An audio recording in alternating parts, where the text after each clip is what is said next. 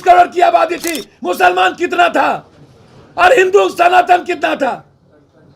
आप पप्पू यादव को जगाइएगा और जगाने के लिए आप जाइएगा मुसलमान के घर में, आप वहां जगाने जाइएगा।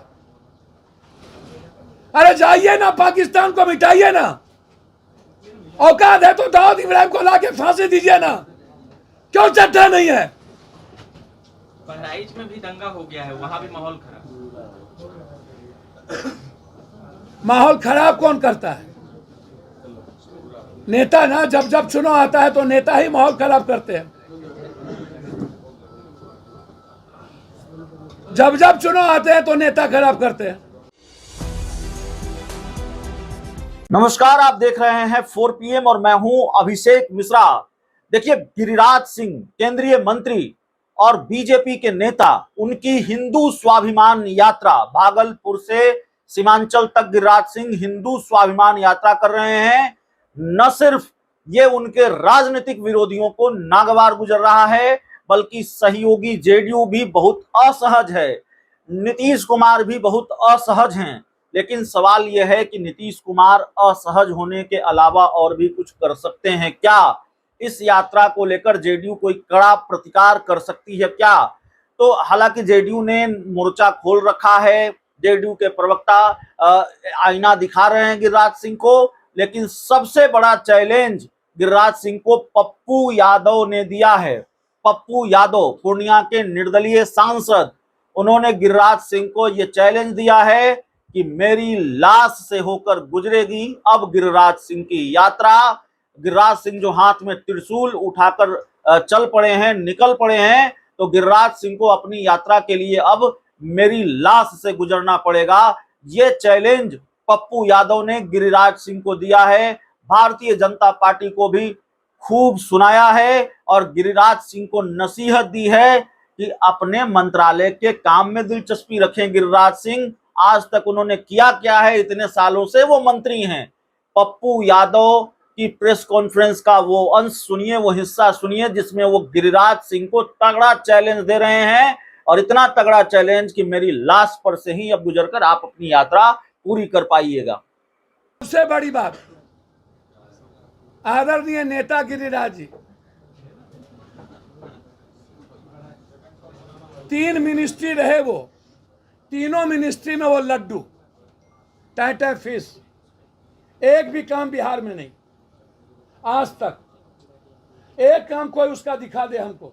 मैं गिरिराज बाबू पर इसलिए नहीं बोलना पसंद करता हूं कि वो भूमिहार समाज से है, पेट में दर्द हो जाएगा एक बार को, इसीलिए मैं नहीं बोलता हूं।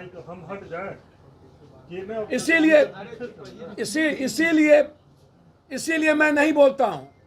गिरिराज दादा यदि दूसरे जात से होते, हम लोग के जात से, तब मैं उन्हें बताता दुनिया क्या है।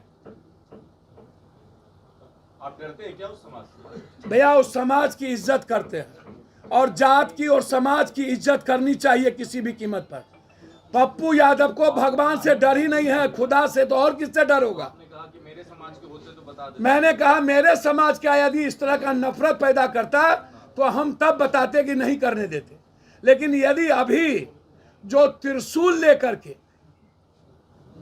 दंगा फैलाने का ठेका लिए हुए हैं और जो कहते हैं, मैं गिरिराज दादा को एक नसीहत नहीं दूंगा, आग्रह करूंगा। 15वां साल आपके नेता को पीएम की शुरुआत हुई और 6 साल अटल जी, 10, 6, 16 और 17वां साल शुरुआत हुई है। आप कहते हैं कि मंदिर में मांस फेंक दिया और पाकिस्तान में हिंदू की लड़की को उठा लेता है मंडप से। अरे जब इजराइल हमास को बर्बाद कर सकता है तो आपके गांव में चट्टा क्यों नहीं है? आपको ताकत क्यों नहीं है पाकिस्तान को मिटाने की? आपको औकात क्यों नहीं है? और आप जगाइए नहीं, सनातनी जगे हुए हैं राम, शिव और कृष्ण के काल से।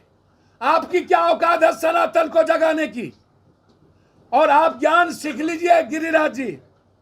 मुसलमान 18 करोड़ है मात्र, और हिंदू इस हिंदुस्तान में 122 करोड़ है।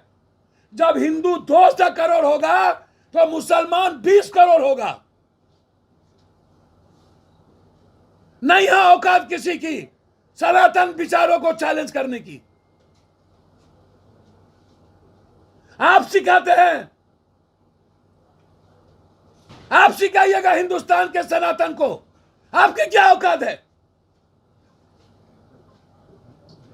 याद करिए, जिस वक्त 40 करोड़ की आबादी थी, मुसलमान कितना था और हिंदू सनातन कितना था? आप पप्पू यादव को जगाइएगा, और जगाने के लिए आप जाइएगा मुसलमान के घर में, आप वहां जगाने जाइएगा। अरे जाइए ना, पाकिस्तान को मिटाइए ना। औकात है तो दाऊद इब्राहिम को लाके फांसी दीजिए ना। क्यों चट्टा नहीं है? बहराइच में भी दंगा हो गया है, वहां भी माहौल खराब। माहौल खराब कौन करता है? नेता ना। जब जब चुनाव आता है तो नेता ही माहौल खराब करते हैं। जब जब चुनाव आते हैं तो नेता खराब करते हैं। और ऐसे एरे गेरे बहुत आए गए, बहुत माहौल खराब करने आए सीमांचल को। गिरिराज दा, आप अपने विभाग का फैक्ट्री लगाने आइए, स्वागत करेंगे। बाढ़ से मुक्ति दिलाने आइए, स्वागत करेंगे। मक्का मखान पर आप काम करने आइए, स्वागत करेंगे। यदि नफरत पैदा करिएगा ना, तो वो सीमांचल और कोसी है। और मैं पप्पू हूं, मैं दुनिया की ताकत से मैं मरना जानता हूं। एक कदम भी बढ़ने नहीं देंगे जब तक मैं जिंदा रहूंगा। नफरत पैदा किए तो एक कदम, एक कदम, एक नफरत पैदा किए तो पप्पू यादव बढ़ के वो दिखा दे हमको। मेरे लाश पर होके गुजरना पड़ेगा उसको। नफरत पैदा करेगा तो एक कदम निकलने नहीं देंगे। लड़ाई होगा पप्पू यादव। लाश पर बैठेंगे, सोएंगे।